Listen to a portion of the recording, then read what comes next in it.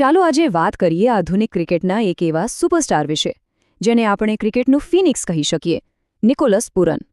આ કોઈ સામાન્ય ક્રિકેટરની વાત નથી, પણ એક એવા ખેલાડીની અકલ્પનીય સફર છે જેણે શાબ્દિક રીતે મૃત્યુને હાથતાળી આપીને રમતનું આખું ચિત્ર બદલી નાખ્યું છે.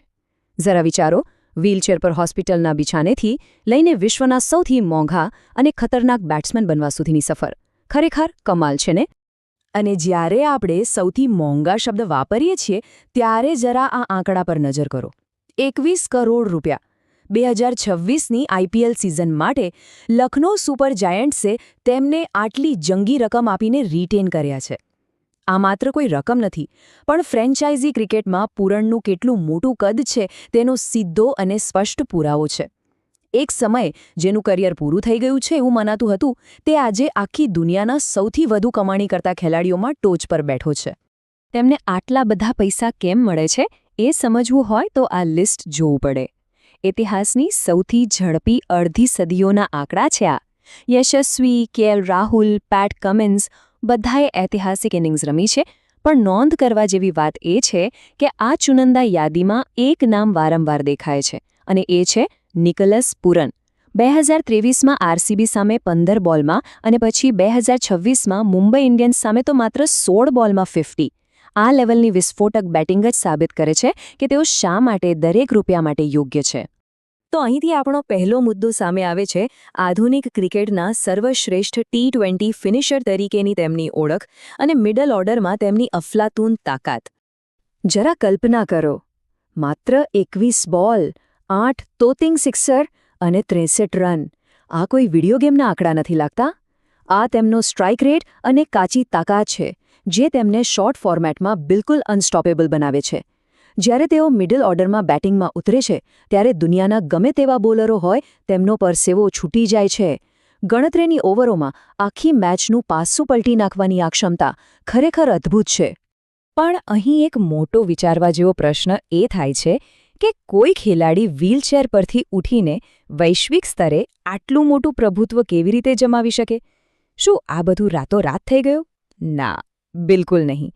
આ સફળતાને પૂરી રીતે સમજવા માટે આપણે થોડા ધીમા પડીને ભૂતકાળમાં જવું જ રહ્યું.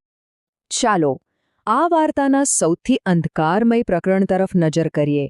2015નો એ ભયાનક અકસ્માત, જેણે લગભગ એક ઉભરતા કરિયરને શરૂ થતાં પહેલાં જ ખતમ કરી નાખ્યું હતું. આખી સફરને જરા આ ટાઈમલાઈન પર જુઓ. 2012માં માત્ર 16 વર્ષની ઉંમરે અંડર 19 કક્ષાએ ડેબ્યુ કરીને આ ખેલાડીએ ચમકારો બતાવ્યો. પણ પછી જાન્યુઆરી 2015માં ત્રિનિદાદમાં એક અત્યંત ગંભીર કાર અકસ્માત થયો. ઘૂંટણ અને પગની ઘૂંટીની મોટી સર્જરીઓ કરવી પડી. ડોક્ટરોને પણ શંકા હતી કે તે ફરી ક્યારે ચાલી પણ શકશે કે કેમ. છતાં જુસ્સો કોને કહેવાય? માત્ર 1.5 વર્ષમાં સપ્ટેમ્બર 2016માં તેણે વેસ્ટ ઇન્ડિઝ માટે સીધું ચમત્કારિક T20I ડેબ્યુ કર્યું. એક ટીનેજ પ્રોડિજીથી વ્હીલચેર અને ત્યાંથી સીધા આંતરરાષ્ટ્રીય પિચ પર પરત ફરવું, આ ખરેખર માનવ સ્થિતિસ્થાપકતાનો સૌથી મોટો પુરાવો છે. જોકે એ ખાસ નોંધવું જોઈએ કે આ કોઈ એકલા હાથે મળેલી જીત નહોતી. જ્યારે દર્દ અસહ્ય હતું અને ભવિષ્ય ધૂંધળું લાગતું હતું, ત્યારે તેમની બાળપણની મિત્ર અને હવે તેમની પત્ની કેથરીના મિગ્યુઅલે જે અતૂટ સમર્થન આપ્યું ને, તે બહુ મહત્વનું હતું. તેમને ફરીથી પોતાના પગ પર ઊભા કરવામાં અને મેદાનમાં લાવવામાં આ સપોર્ટનો ફાળો સૌથી મોટો રહ્યો છે. અને આ કડવા અનુભવો માણસને કેટલો સંવેદનશીલ બનાવી દે છે તેનો પુરાવો આ વાક્યમાં છે. અમે સમાન આઘાત દ્વારા જોડાયેલા છે. અમે બને તેટલી એકબીજાને મદદ કરવાનો પ્રયાસ કરીએ છીએ. પૂરને આ શબ્દો ભારતીય ક્રિકેટર ઋષભ પંત માટે કહ્યા હતા. બંને ખેલાડીઓ ભયાનક કાર અકસ્માતનો શિકાર બન્યા છે. આ સમાન પીડા દર્શાવે છે કે તેઓ માત્ર એક ક્રિકેટર જ નહીં, પણ એક અત્યંત સંવેદનશીલ માણસ પણ છે. તો હવે ચાલો જોઈએ કે આ ચમત્કારિક રિકવરી પછી આંતરરાષ્ટ્રીય ક્રિકેટમાં મરૂન જર્સીમાં આ ખેલાડીએ કેવી રીતે પોતાનો ડંકો વગાડ્યો. ક્રિકેટ જોતા હોઈએ એટલે યુનિવર્સ બોસ ક્રિસ ગેલનું નામ કોને ના ખબર હોય.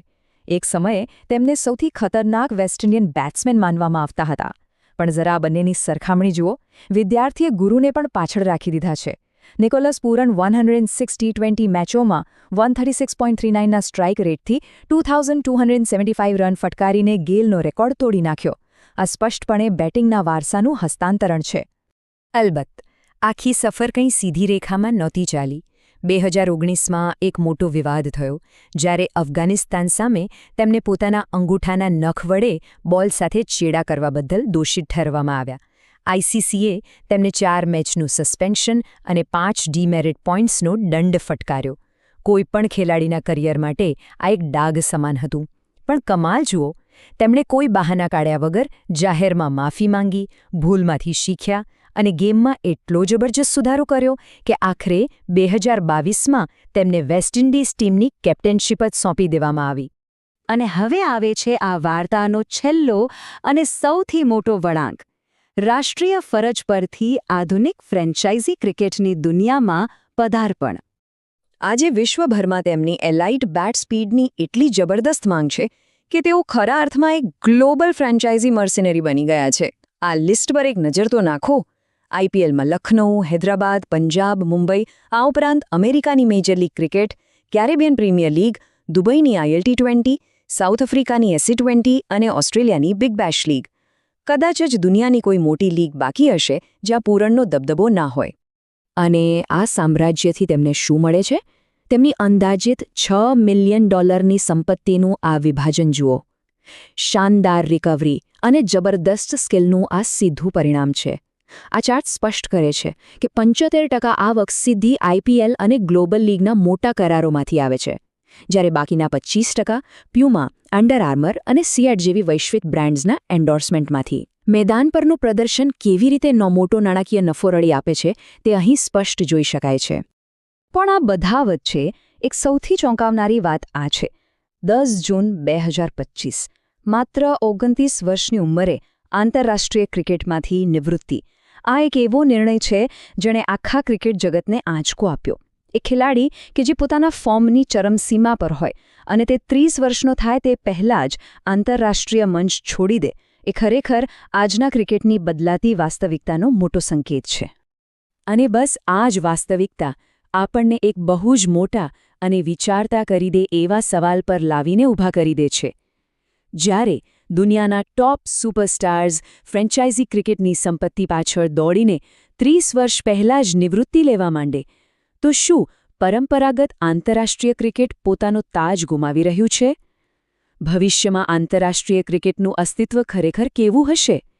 આ એક એવો સવાલ છે જેનો જવાબ સમય જ આપશે. તો ચાલો, આજના આ સેશનમાં આટલું જ. આ માહિતી ચોક્કસ તમને વિચારતા કરી મૂકશે. ફરી મળીશું એક નવા રોમાંચક વિષય સાથે.